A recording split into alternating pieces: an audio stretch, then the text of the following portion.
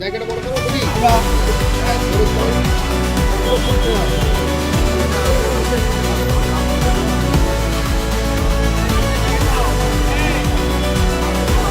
আমাদের অনুষ্ঠানের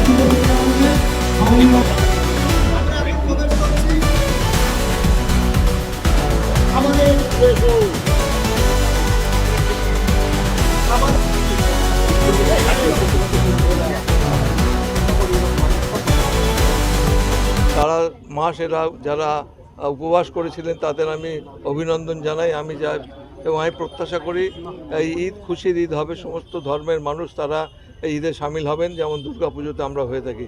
বারুইপুর একটা ব্যতিক্রমী জায়গা, যেখানকার মানুষ বেসিক্যালি শান্তিপ্রিয়।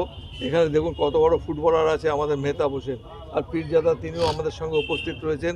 রাজনীতিবিদ রয়েছেন, শিক্ষক রয়েছেন, ডাক্তারবাবুরা রয়েছেন, সেই সঙ্গে ইঞ্জিনিয়ার রয়েছে, ইন্ডাস্ট্রিয়ালিস্ট নেই কে নেই।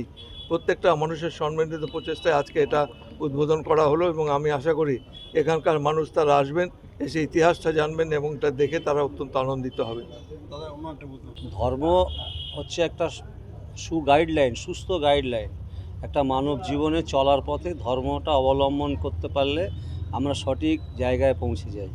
তো আমাদের প্রত্যেকটা ধর্মে অহিংসার কথা বলা হয়েছে। তো আজকে আমরা ঈদ উপলক্ষে খোদার বাজার নামটা এত সুন্দর। সেই বাজার মানে তো বহু বিস্তার।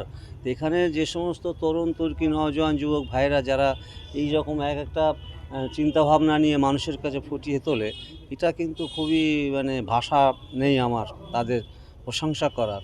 তবে যে সমস্ত ব্যক্তিবর্গ এখানে এসেছেন, বিশেষ করে আমার পিতাসম বিমানবাবু এসছেন, আমার ভাই মেহতাব ভাই এসছেন, যেহেতু উনি ফুটবলার, বাংলাব্যাপী ভারতবর্ষের মানুষ, বিশ্বের মানুষ চেনেন।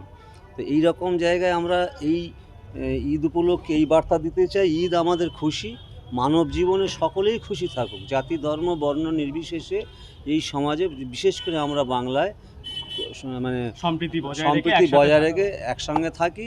আর বাংলায় সম্প্রীতির মধ্যমণি হোক, বার্তা ছড়িয়ে যাক, বাংলা থেকে বার্তা ছড়িয়ে যাক ভারতবর্ষের বিভিন্ন কোণায়।